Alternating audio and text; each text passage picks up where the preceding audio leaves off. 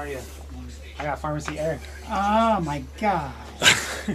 I think I made the right decision. If you didn't already know, the bike tour is over for me. And this video is kind of a little bit of closure of that. If you didn't already watch the Instagram story, it kind of went over it. But this is kind of a little bit more in depth of what happened. So outside of a grocery store, my brother messaged me on Facebook and he said, hey, Dad fell down at work. They're keeping him overnight for observation because they don't know what happened. So my dad, he's a diabetic and recently started insulin, and I've just noticed a decline in his energy. We went hiking last year where he's kind of like shuffling.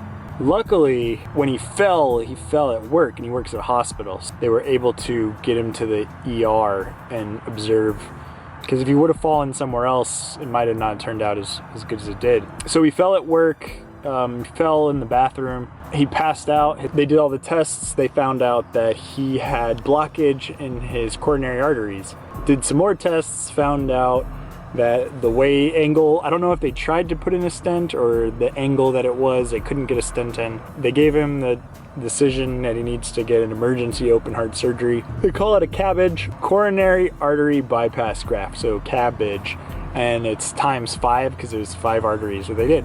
So that would be a quintuple bypass, which is pretty crazy. It's the highest number I think that you can have. So basically, they were scheduling a surgery. They were gonna open up his chest. They're gonna harvest veins and arteries from his chest.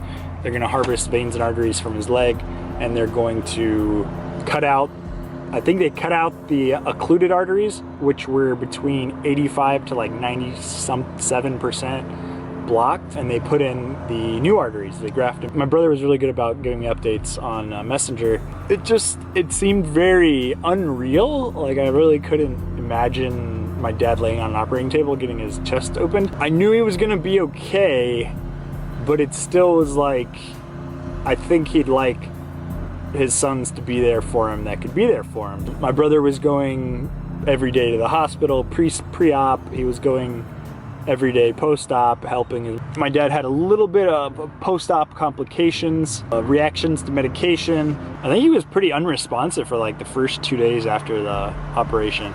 So he's been having a rough recovery. Having the bike with me, it's so much harder to travel by bus, by plane with a bike. It just made good timing and good sense that if the bike got sold, I could use the money that I sold the bike for to tweak my flight, which actually got really expensive. It ended up being like $700 total for a one-way back to Florida. I showed up where my dad was in recovery at, and he was so surprised to see me. It made the entire hassle of coming back home pretty worth it.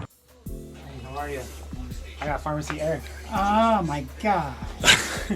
I think I made the right decision. And I've been hanging out with him for about 2 weeks after I got back and helping as much as I can.